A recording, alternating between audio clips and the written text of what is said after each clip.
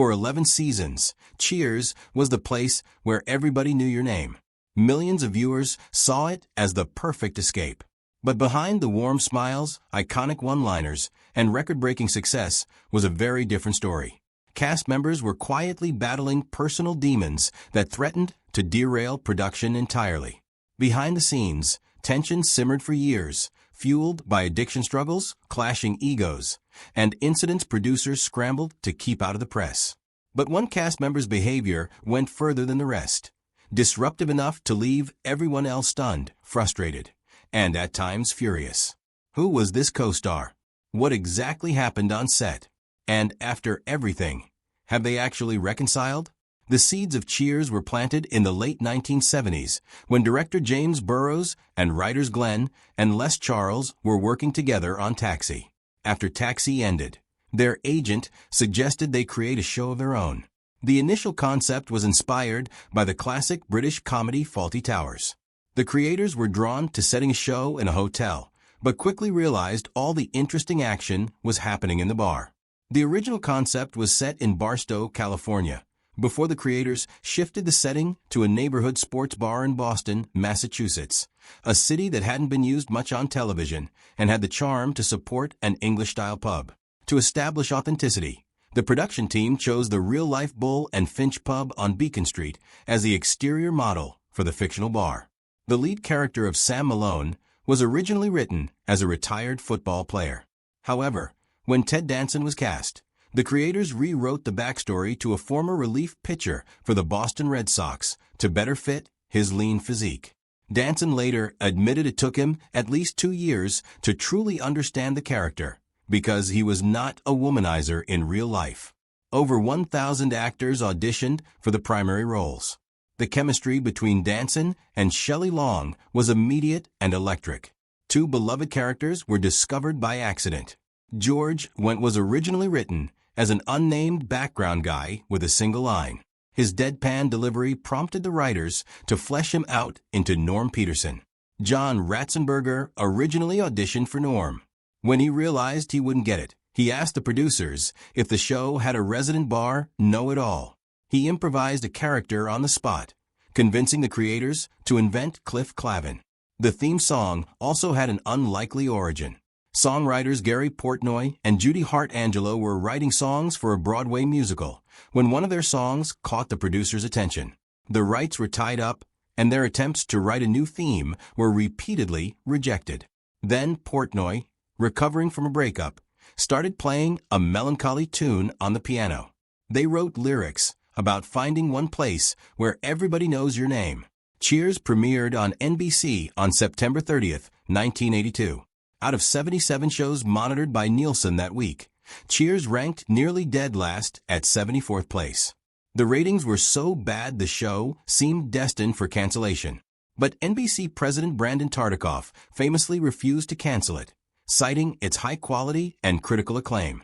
The show spent the majority of its 11-year run anchoring NBC's legendary Thursday night must-see TV lineup, securing a spot in the Nielsen Top 10 for 8 of its 11 seasons and reaching number 1 during Season 9. The series finale on May 20th, 1993 drew 93 million viewers, the most watched single television episode of the entire 1990s. Over its lifetime, the series earned 28 Emmy wins from 117 nominations. But the journey from near cancellation to cultural phenomenon was not without its challenges. The show was taped in front of a live studio audience at Paramount Studios Stage 25. Because writers aggressively performed on-the-spot script revisions based on audience laughter, filming sessions frequently stretched past midnight. One of the most heartbreaking struggles was the decline of Nicholas Colasanto, the beloved actor who portrayed Coach. Colasanto suffered from severe progressive cardiomyopathy caused by long-term alcoholism. By Season 3, his cognitive decline had become so acute he completely lost the ability to retain his script lines. The crew was forced to hide large cue cards across the set, including taping sheets of dialogue to the back of the bar taps. The production deliberately wrote Coach's increasing forgetfulness into the show's comedic timing to mask the real-life medical deterioration. The audience laughed at Coach's confusion, unaware that the confusion was real. Colasanto passed away from a massive heart attack on February 12, 1985, at age 61. The cast quietly kept a photo of him hanging behind the bar, set for the rest of the show's run. Kelsey Grammer, who joined the cast as Dr. Frasier Crane, was battling his own demons. During his peak years on Cheers, Grammer was struggling with severe substance abuse, consuming massive quantities of illicit substances to cope with the intense psychological trauma from the tragic deaths of his sister and father. The pain he carried was immense, and he self-medicated in ways that nearly destroyed his career. Grammer routinely arrived at the studio in highly compromised physical conditions. Cast and crew members often found him passed out in his dressing room or sleeping on the floor of the set just minutes before the cameras rolled. Despite his severe impairments, the cast noted with a mixture of awe and frustration that Grammer could be shaken awake, instantly memorize his lines after a single glance at the script, and deliver a flawless, high-energy comedic performance on the first take. Ted Danson, who played Sam Malone, was hiding his own insecurities. Despite playing a thick-haired ladies' man, Danson suffered from premature male pattern baldness and was forced to wear an intricately secured hairpiece throughout his entire tenure, undergoing intensive secret daily sessions with Hollywood hair technicians to maintain his youthful heartthrob image. As the highest-billed star of the ensemble, Ted Danson felt a strict obligation to keep production running on time. He had been there since the very first episode, and he understood the responsibility that came with being the lead. The show had nearly been canceled in its first season, and Danson had worked too hard to let anything threaten its success. When things went wrong, he felt responsible, and in the later seasons, things were going very wrong. Grammer's compounding addictions caused him to frequently miss scheduled rehearsals or show up completely unprepared, severely disrupting filming schedules and forcing the rest of the cast to wait for hours. Exhausted by the ongoing liability, the entire Cheers cast alongside executive producers staged a formal structured intervention inside the studio. Grammer later recalled that Danson was the one who delivered the message. Following the emotional group intervention, Danson personally walked up to Grammer's dressing room to deliver a direct, unvarnished ultimatum. He had already told Grammer how much he loved him, but he had not yet told him how angry he was. Danson bluntly said he was furious that Grammer sometimes did not show up ready to go, and that he felt the need to say it to be real. While Grammer quietly accepted the criticism on the surface, he was internally mired in severe self-doubt and deep self-loathing. He later admitted he had not been able to fully process Danson's words at the time because he was too far gone in his addiction. But the words stayed with him. When Cheers wrapped in 1993, Danson immediately walked away from the production without ever formally clearing the air or resolving the lingering dressing room tension. This unresolved emotional checkpoint caused both men to completely cease personal communication. They maintained a cold, silent distance for exactly 30 years. They saw each other occasionally at industry events, but they did not speak, call, or text. The tension between Danson and Grammer was not the only behind-the-scenes conflict. Shelley Long, who played Diane Chambers, also had a reputation for disruptive behavior. Her departure at the height of the show's popularity shocked fans and created a rift that would last for years. Long was intensely focused on her craft to the point of obsession, spending hours analyzing her lines, questioning character motivations, and arguing with writers about storylines. While her dedication was admirable, it often slowed down production and frustrated her co-stars. The tension escalated significantly when Kelsey Grammer joined the cast in Season 3. Frasier was a highly articulate elitist psychiatrist who brought a new level of intellectual dialogue to the show. Long, who had previously been the sole intellectual voice, grew immediately territorial. She felt Frasier's academic dialogue completely cannibalized her character's narrative purpose. Grammer later wrote in his autobiography that Long frequently and openly complained to the writing room that he was systematically stealing her lines. He claimed she mounted a relentless behind-the-scenes campaign to get him kicked off the sitcom, approaching head writers after every script read-through to insist they remove every major laugh and punchline assigned to Frasier Crane. Grammer also alleged the show's producers grew so fatigued by Long's constant complaints that they extended his initial brief 3-episode arc into a permanent series regular role specifically to annoy her. However, Cheers head writer Ken Levine publicly corrected Grammer's account.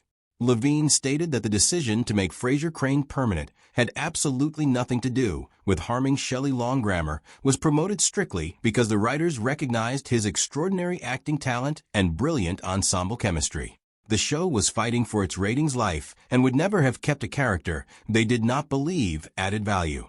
Long herself publicly rejected Grammer's written accusations of malice as fundamentally wrong. She stated she only ever offered a single piece of constructive professional character input on set, which Grammer deeply misinterpreted as personal hostility. Despite these conflicting accounts, the tension was real. Rhea Perlman, who played Carla Tortelli, harbored intense, quiet resentment toward Long's slow, disruptive work style. Perlman had built her character around quick, snappy delivery, and Long's methodical approach clashed with her instinctive style. She later explicitly acknowledged that the heavy, strained atmosphere on set immediately lightened and became fun again the moment Kirstie Alley replaced Long in Season 6. Decades later, in a GQ profile, Perlman completely shut down questions about Long, telling the interviewer she could not go there and did not think it was worth it at that point in her life. Her silence was more revealing than any answer she could have given. In 1987, at the height of Cheers' global success, Long stunned the producers and public by walking away the exact moment her 5-year contract expired. She wanted to pursue a feature film career, felt her storyline with Sam Malone had become repetitive, and wanted to spend more time with her young daughter. The decision caught producers completely off guard and triggered an immediate script rewrite emergency. Despite their intense 1980s rivalry, Grammer later extended a professional olive branch to Long by inviting her to guest star on Frasier in the episode, The Show Where Diane Comes Back. Grammer pointed to this collaborative filming week as the exact moment they made peace. When Long notably skipped the Cheers cast reunion at the Emmy Awards, Grammer publicly defended her against clickbait rumors, confirming her absence was entirely due to logistical challenges and that no real-world malice remains between them. It was not until 2024, when Danson appeared on Grammer's podcast, that the two men finally addressed the tension that had separated them for 3 decades. The conversation was emotional and raw. Danson admitted he felt like he had missed out on the last 30 years of Kelsey Grammer and that it was his doing. He apologized for sitting back and not reaching out.